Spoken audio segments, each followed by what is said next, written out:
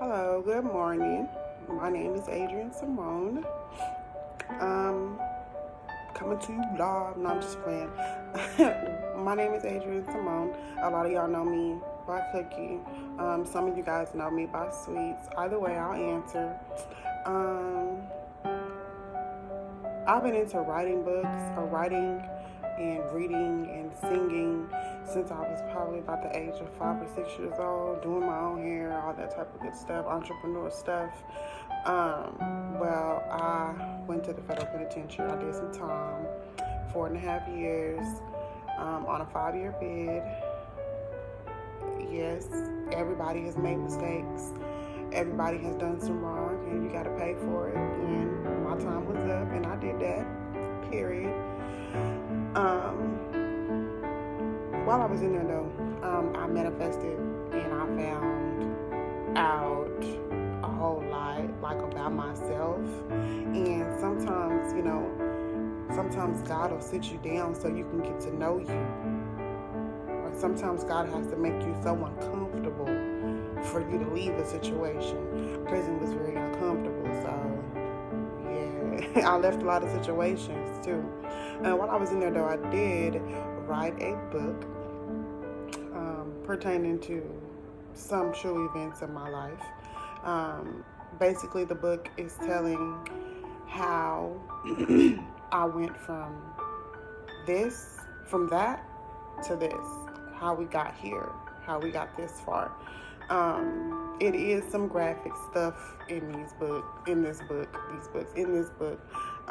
So beware of what you let your children listen to. The name of my book is called The Girl in the Corner, written by me, Adrian Simone. What I'm going to do is I'm going to read a piece of the chapters in my book on my videos, and I'm going to discuss what happened, if that part was true or not. Most of the time I'm going to talk about what was true because that's all I can tell you about. I can make something up as far as in my book, but I can't give you no false information about me. I won't give you no false information about me. So the name of my book is called The Girl in the Corner. And here is chapter 1 for you. The name of chapter 1 is The Worst. Brace yourself. If you smoke, light your blunt so you can listen. If you drink, don't have no shot, make you a drink, honey, because I might take you a little deep, a little quick. So here it goes. It was a Thursday morning when the unthinkable happened to Deidre. She couldn't wait to get a driver's license. She had been taking the course for over a month. She was excited because her mama's husband died. When her mama's husband died, he left her over $5,000. She went car shopping with her mama 2 weeks ago. She bought a pearl colored 2004 Ford Focus.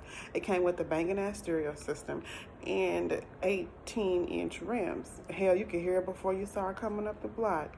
It bothered Deidre looking at her car every day outside the apartment shared with her mama. She woke up at 7 a.m. that morning, ready to go. She ironed a pair of white polo shorts and a hot pink polo v-neck shirt.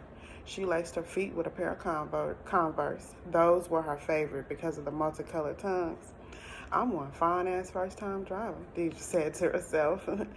At around 9:30, Deidre hopped in the shower. She noticed her mama had come through the door. Deidre was about to hop in the shower. She noticed her mama had come through the door but was about to leave again. I'm giving you the keys to that car. Don't fuck up my house or wreck that damn piece of shit of a car you got.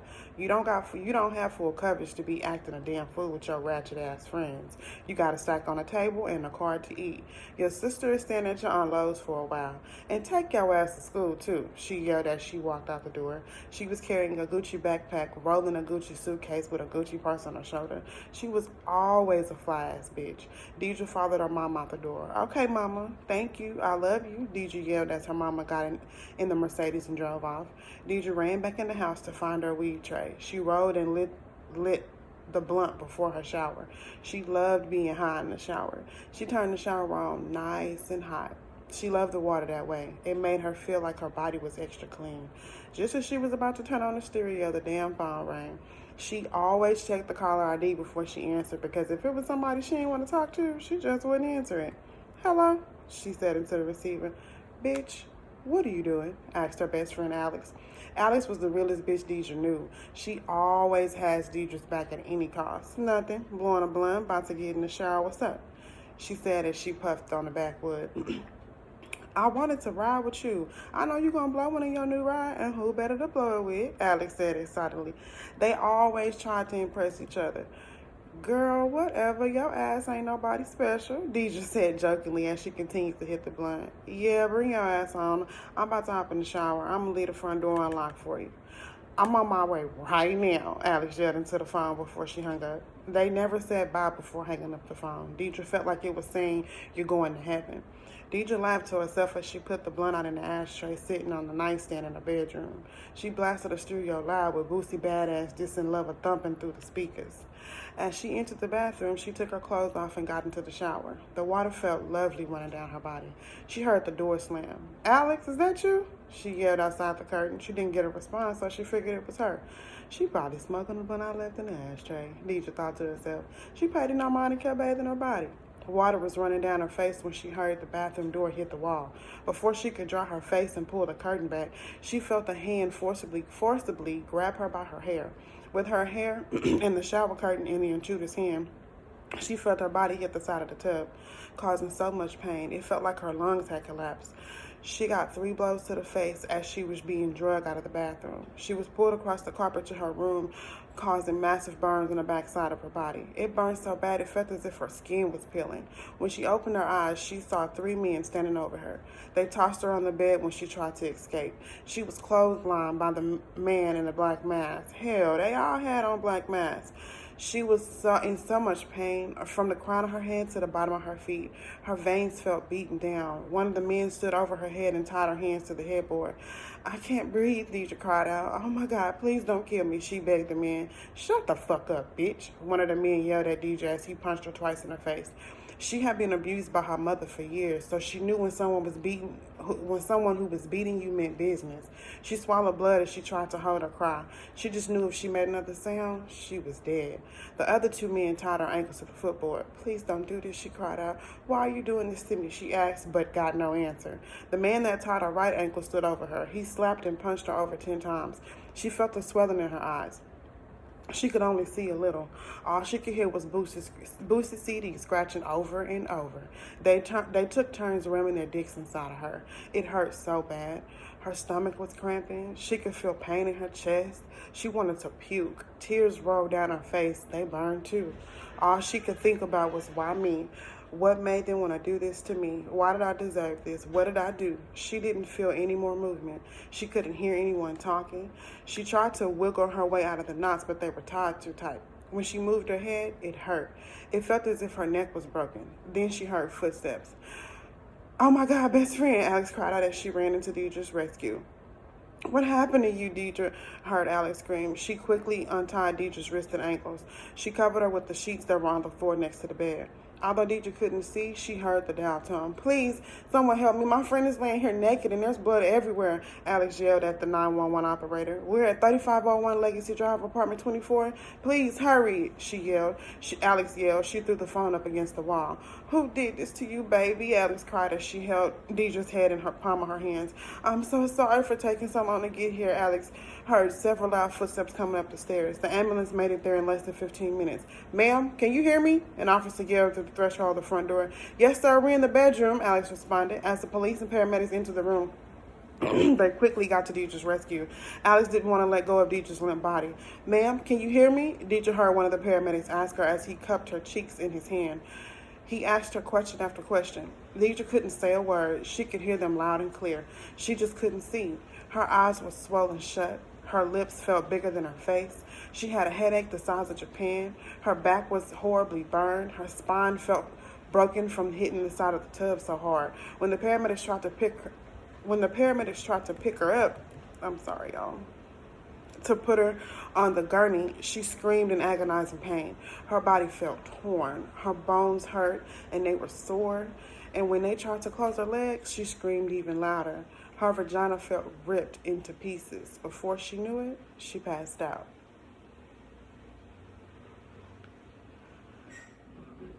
Uh, a little bit about this chapter. I was about 15 or 16 years old, and I was at home by myself all the time. My mama was at home sometimes, but not all the time. Um, this a particular day though, she had went out of town, and either she went out of town. I can't really remember if she went out of town or she went to go see somebody, because she did leave with some bags. So maybe she did go out of town. I'm really not very sure.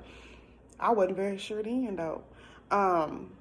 So I was at home by myself, getting ready to go take my little test so I could. That was the last test to take, getting my license that day, my permit that day. I was still gonna drive my car, even though it didn't have full coverage insurance, and I didn't have a driver's license at the time. I was still gonna drive my car. I never made it that day.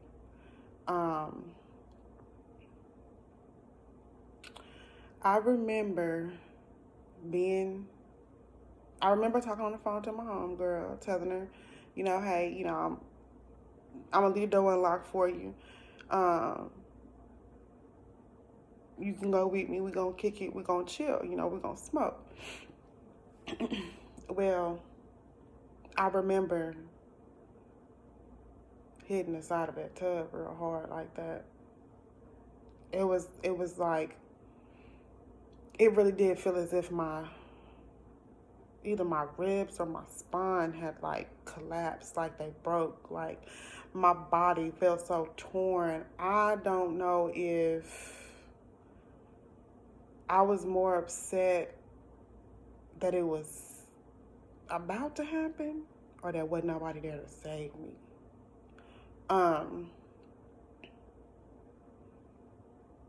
No, it wasn't 3 or 4 dudes, but it was one guy. That was a little exaggerated. It was one guy. He raped me. And I had been molested before, by my brother's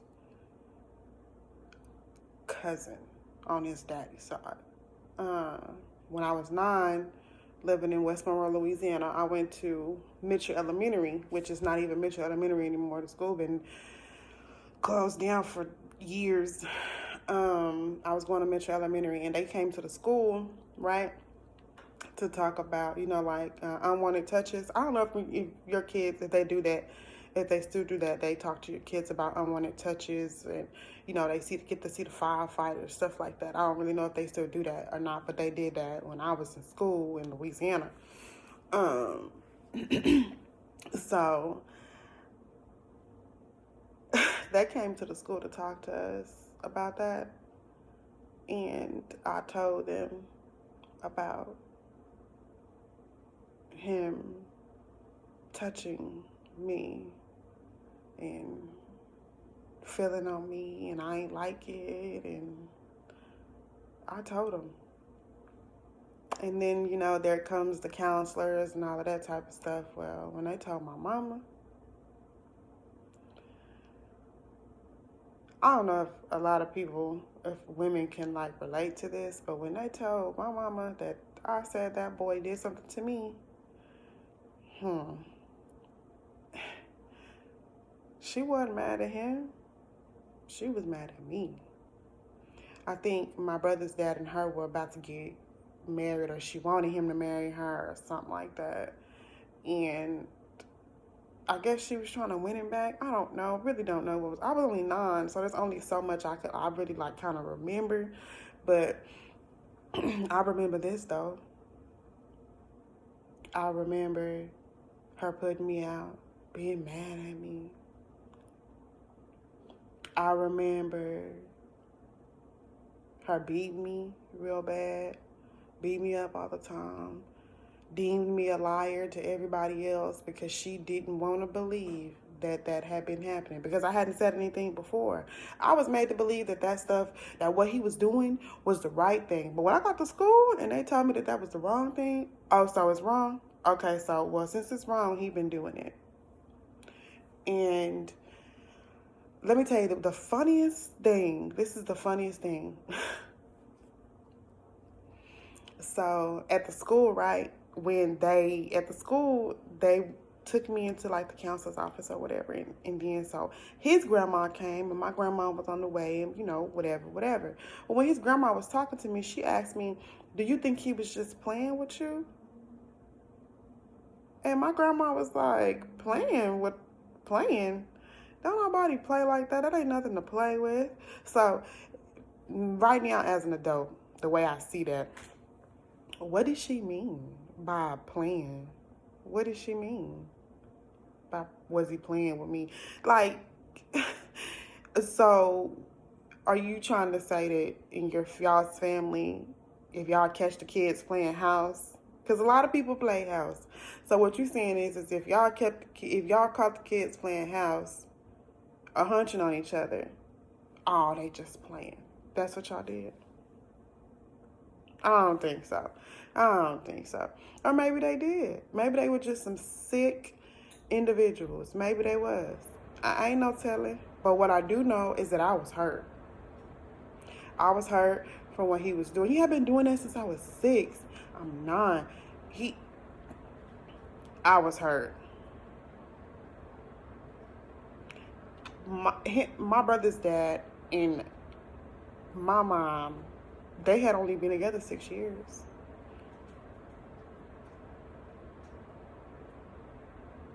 6. So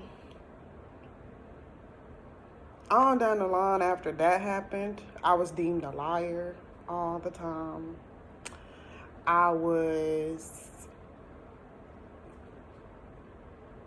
deemed like manipulative, and I never have manipulated a situation or a person like to make them feel a certain thing because I wanted something. I never did things for like my own selfish desires. If I did, it wasn't intentionally, and there is a such thing. It wasn't intentionally. It was, I don't know. I don't even know what you would call it.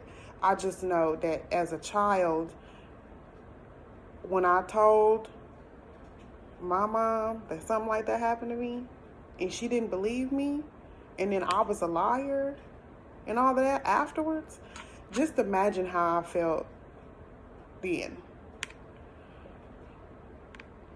Just imagine how I felt at 15 or 16 years old. Just imagine. My mom had always been abusive to me. Mentally, emotionally, and physically. I was torn. I didn't have a bully at school. I mean, yeah, I had my little drama or whatever, little messy drama or whatever, with little ratchet girls at school, but at home is where I was being bullied at. At home. I had to get up every morning at about 5, find my mama some work clothes. You tell me what this sound like to you. Find my mom some work clothes, iron them, put them on a hanger for her. I had to run her shower water. Luckily, I didn't have to put toothpaste on a toothbrush, but I had to do her hair,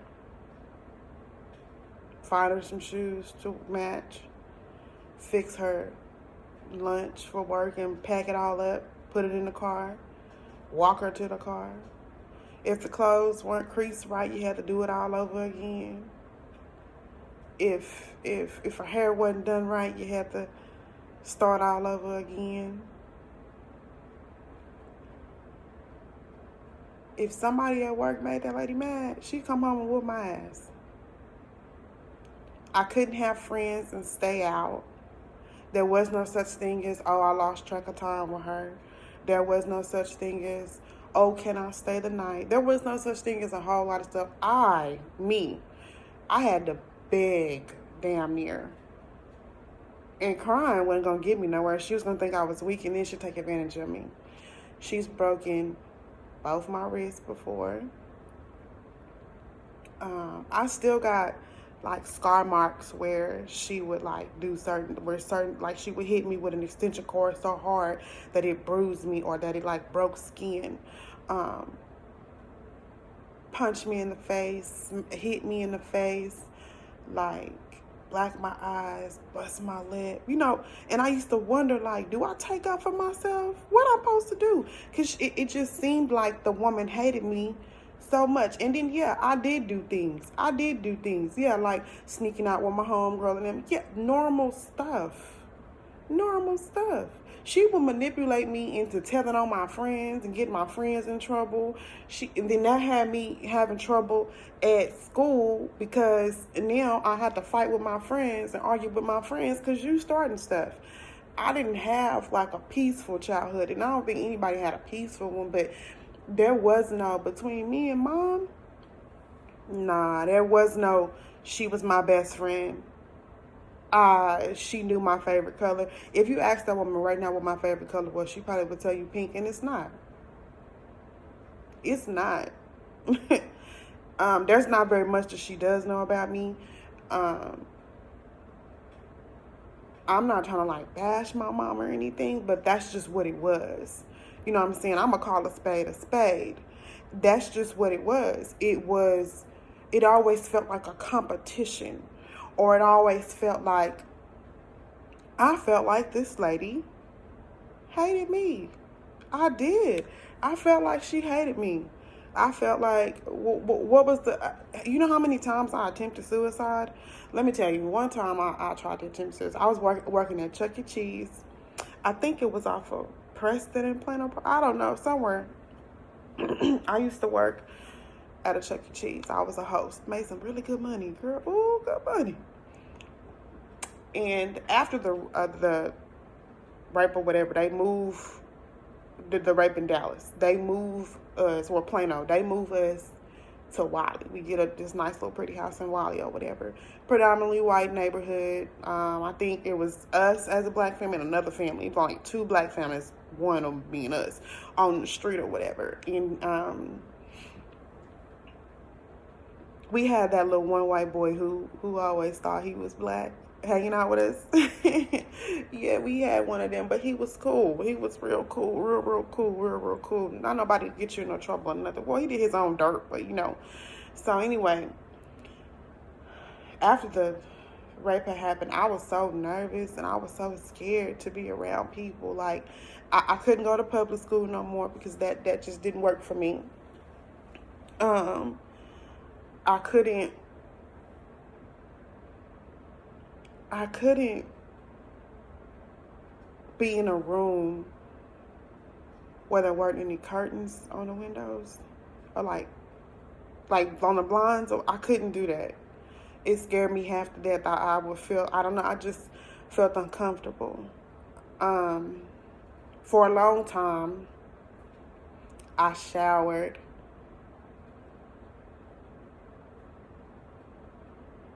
with the door open.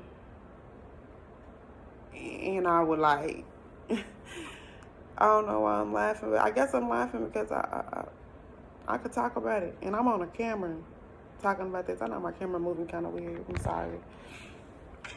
But I tried to kill myself that day. Living at that house out there. I tried to kill myself. I took a bunch of pills down with some Grey Goose underneath the kitchen sink. That's when the liquor was underneath the kitchen sink and I was sitting on the bar.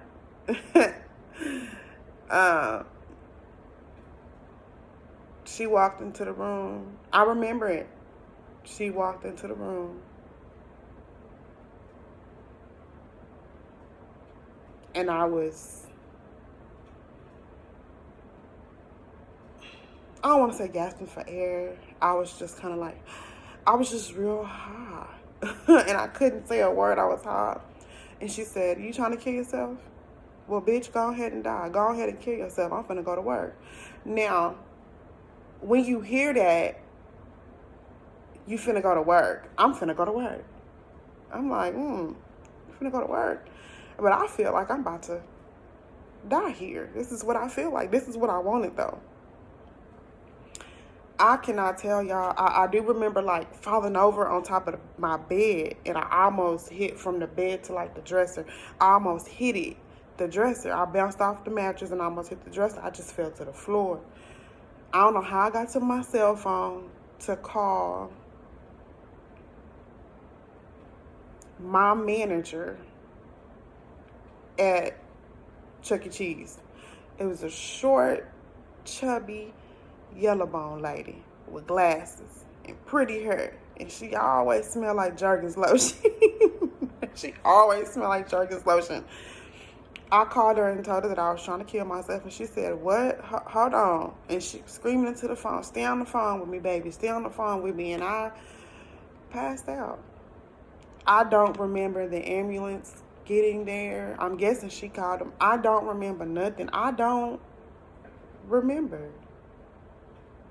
I don't.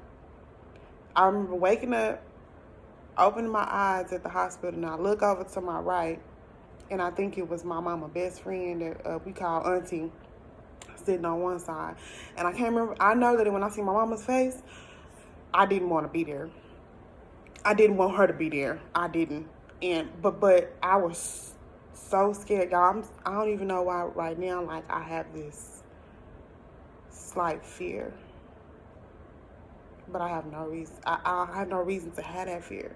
And I don't know why I got that fear right now, but I got it. Now, I don't want to say a fear. Let me not say that. I'm going to say something came over me just now, though. But I remember I just didn't want that lady to be in the room. As far as I was concerned, she left me for dead. She did. She did so much crazy stuff to me that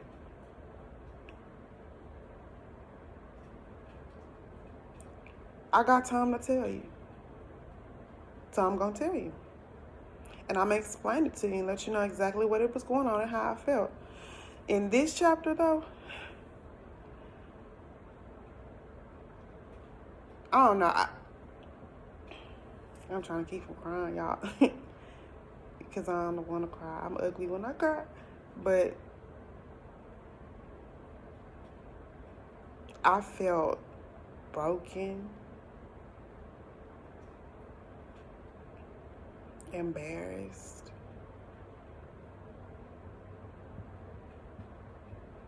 used. My mind was tired.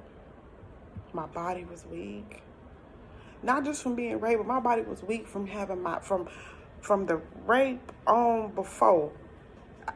My body was, and my mind was so tired of trying to find a way out, or so tired, of trying to make the best of it. Like, I'm one of them people who could be put into a bad situation, and I would definitely find something good out of it. Because if you don't do that, then at that point you become miserable, and miserable that I am not. So I didn't know how to take this. And I have been through some things. I've been through some things. I just didn't know how to take that. And anybody who knew me at that time, I wasn't no fast girl. You couldn't even tell if I was having sex.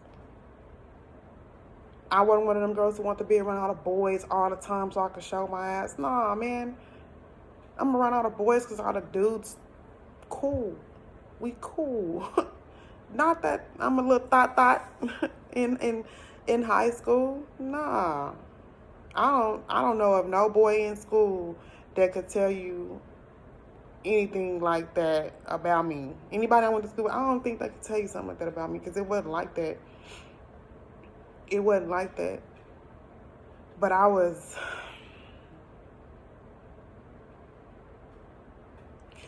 life was hard as a child for me. I didn't know my place because I was being talked to about grown up stuff. I saw a lot. I heard a lot. I was around a lot. So I didn't know how to be 10 because I'm around a bunch of grown folk. I didn't know how to be that. I didn't. I I think after this though, after this, it got tough. And let me tell you something. For women who are still dealing with something like that in your adult life, or even if you are a young teenager and you're watching this, listen, you're not by yourself, sweetie. You're not by yourself. You're not by yourself. Mm-mm. Sometimes I think about it. Sometimes I can sit up and discuss it and talk about it because it don't hurt as much as it used to. But it's hard to discuss. It's hard. You get into a relationship and you feel like you can feel uneasy at times. If you've ever been molested or raped or fondled with and all of that type of stuff, you have a slight insecurity. And it's not something that you ain't gonna come out and tell nobody, oh yeah, I'm real insecure. No, it's an insecurity that you hold on to. And why you hold on to it, I don't know. Because I held on to my insecurity for a long time. I covered up. I never wanted to show my legs. My self-esteem was already low because of what I was going through at home. That woman made me look in the mirror and at myself and tell myself that I was fat and tell myself that I was ugly. So my self-esteem was already low. But you start to feel like nothing is going to be right for you. That little dream you had as a little girl, being married and that once somebody violates you, like, once you are violated, that dream becomes very, very blurred. It becomes you don't see that dream no more. And then sometimes you would be in a room full of people and feel very, very, very alone. I did. I would be in a room full of people and never felt like they was even there. Because I felt like I was always by myself. Nobody believed that somebody did something to me at a certain age. Nobody believed anything I said, really. There was no point in me telling people about how my mom would abuse me. There was no point. For what? Because nobody nobody gonna do nothing. She's had friends that been over to our house at times and would see her doing certain stuff to me and wouldn't say a word as if they were okay in it. I remember one time I would beg. I begged for her friend to come and stop her. She didn't. Y'all, she didn't. She kind of turned her head because it wasn't her business. That's what it was. But after you've been raped or molested, everybody's mind plays a different trick. Some people go off and rape other people, which now makes them a sex offender. Some people go off and be serial killers. Some women will go and they'll be lesbian, or they'll be promiscuous and having sex with every Tom, Joe, Dick, and Harry in the city. It happens. They grow up to use men. It happens. You're not by yourself. You're not by yourself. Just know that there's somebody. Hi. I'm somebody. There is somebody. My stomach growling. There is somebody who understands and knows exactly how you feel. I know exactly how you feel. And if you have children, you try to shelter them and keep them from going through something like that. It's scary. Now, I could say right now, at 30 years old, as an adult, I don't place myself in positions where somebody could possibly do something like that to me anymore. I don't condone a lot of violence. I don't I don't believe in I don't believe in the saying that's none of my business. Because if you see something going on and you don't say anything or you don't try and help, you're just as guilty as the person doing it. But that molesting and that raping, and that's like almost like a common thing. It's what people think is okay. A lot of people, celebrities, think it's okay. But they don't know the long-term effect that it has on the person they're abusing. They don't only worry about their own selfish desires. Know that you guys are not by yourself. I've been there. I know what it feels like.